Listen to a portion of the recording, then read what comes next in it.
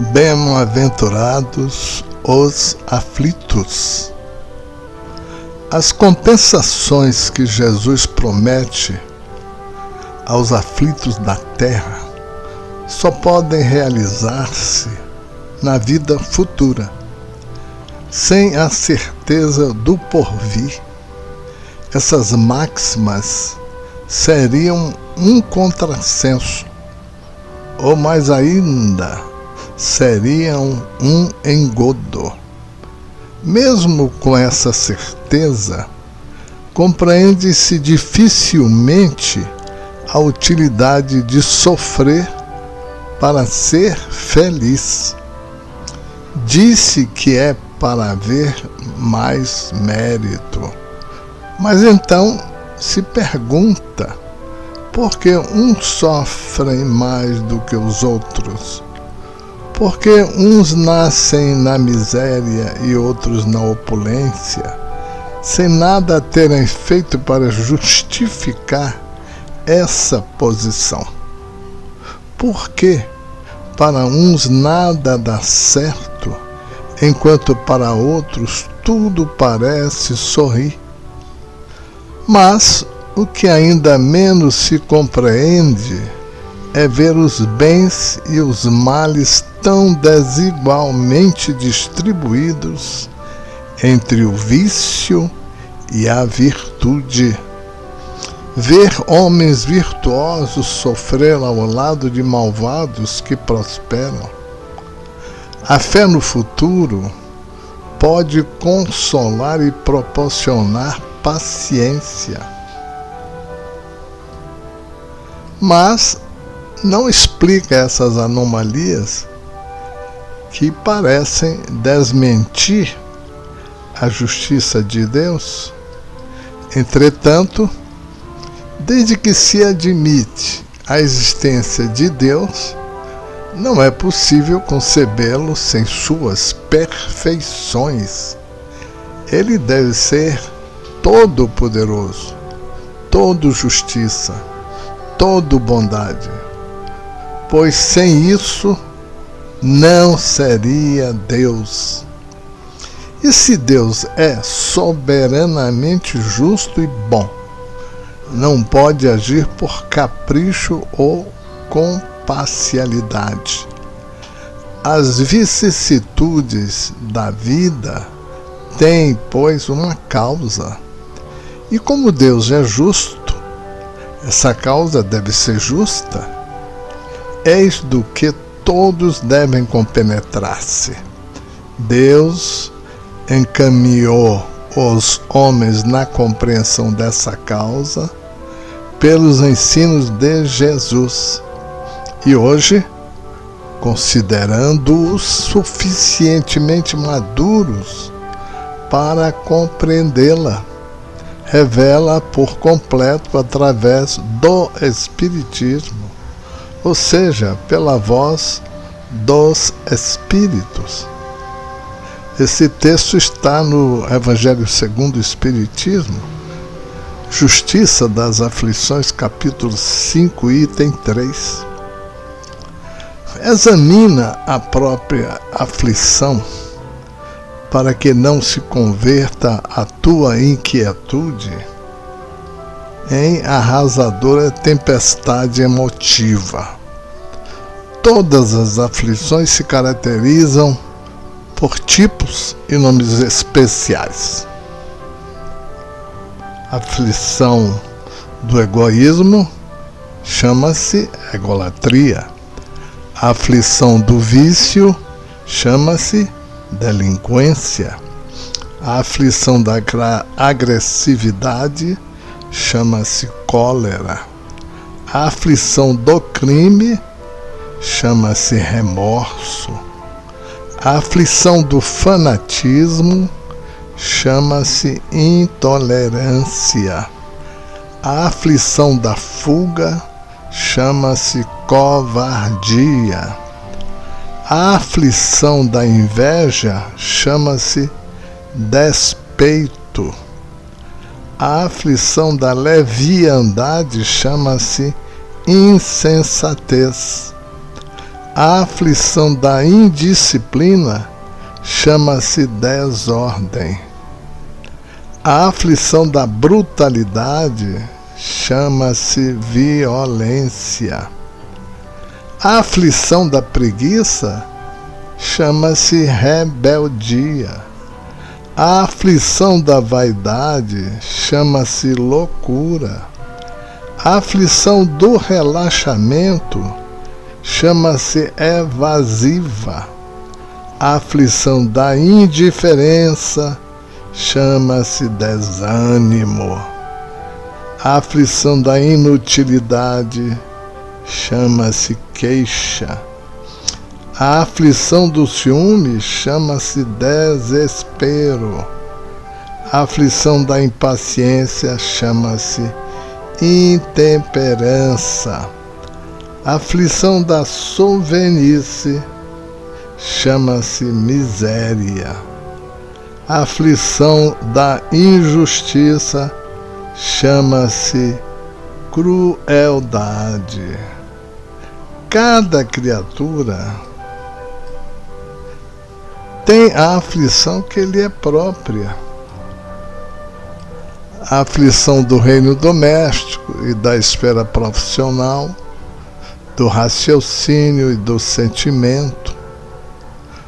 Os corações unidos ao sumo bem, contudo, sabem que suportar as aflições menores da estrada é evitar as aflições maiores da vida. E por isso, apenas eles, anônimos heróis da luta cotidiana, conseguem receber e acumular em si mesmos os talentos de amor e paz reservados. Reservados por quem? Por Jesus aos sofredores da terra, quando ele pronunciou no monte a divina promessa: bem-aventurados os aflitos. Este texto se encontra no livro Religião dos Espíritos, de Chico Xavier e Emmanuel. Reunião pública de 13 de fevereiro de 1959. Agora vem a questão do Livro dos Espíritos, de número 908, que faz a seguinte pergunta, Allan Kardec faz a seguinte pergunta aos espíritos: como definir o limite em que as paixões deixam de ser boas ou más? Resposta: as paixões são como um cavalo que é útil quando governado e perigoso quando governa. Reconhecei, pois, que uma paixão se torna perniciosa no momento em que a deixais de governar, e quando resulta num prejuízo qualquer para vós ou para os outros. Kardec faz um comentário: as paixões são alavancas que decuplicam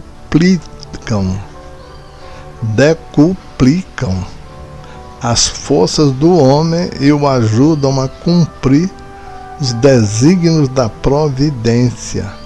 Mas se em vez de as dirigir, o homem se deixa dirigir por elas, aí cai no excesso e a própria força que em suas mãos poderia fazer o bem recai sobre ele e o esmaga.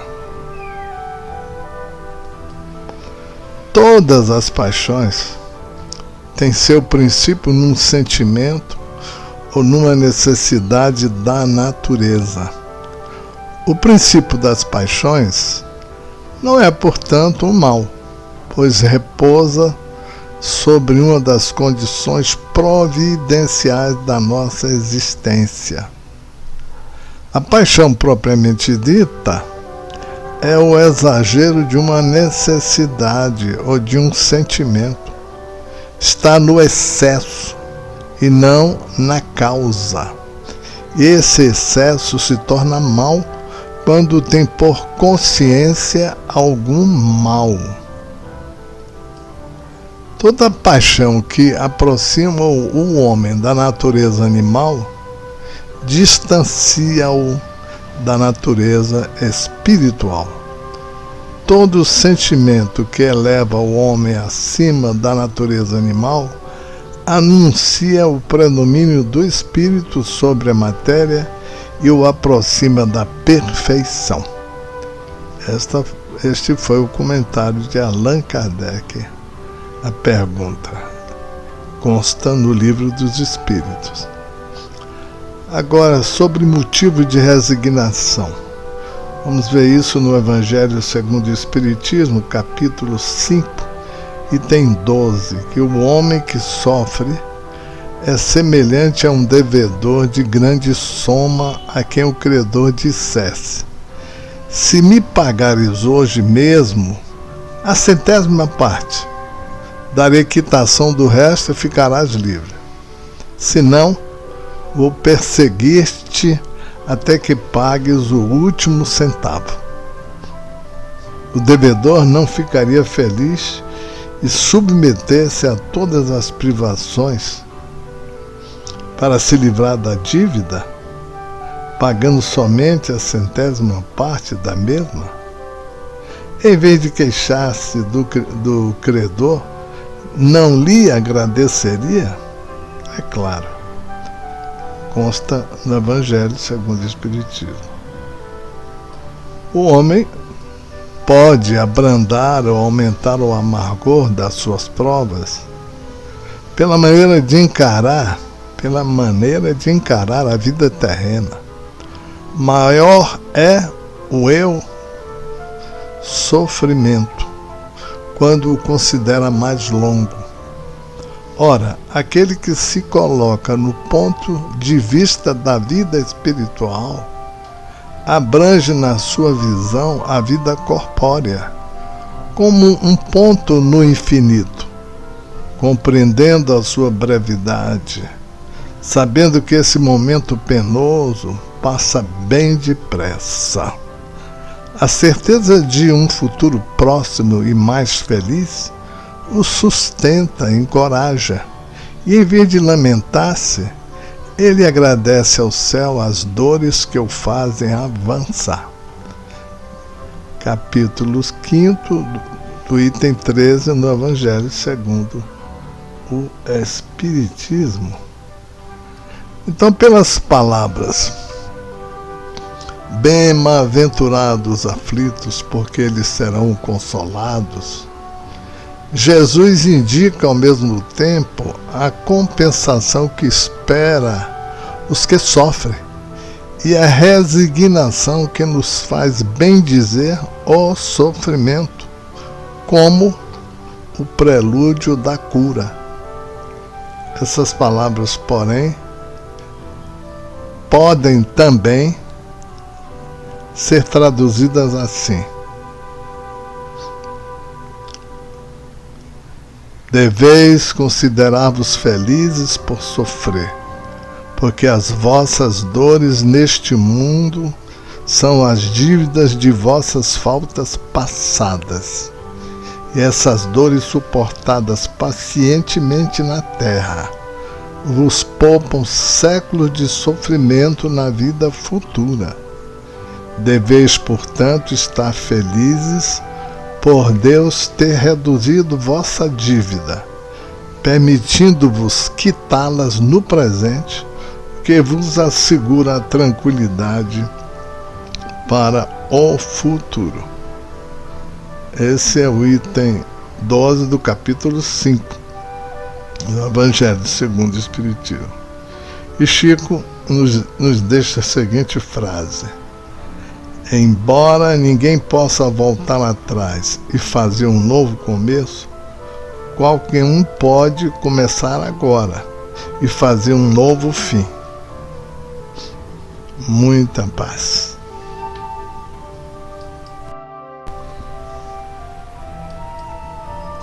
Quando Cristo disse: Bem-aventurados aflitos, porque deles é o reino dos céus, não se referia aos sofredores em geral, porque todos os que estão neste mundo sofrem, quer estejam num trono ou na miséria, mas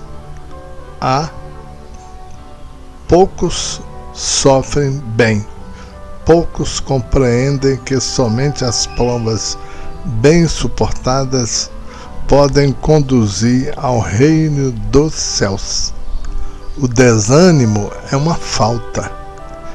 Deus vos nega consolações se não tiverdes coragem.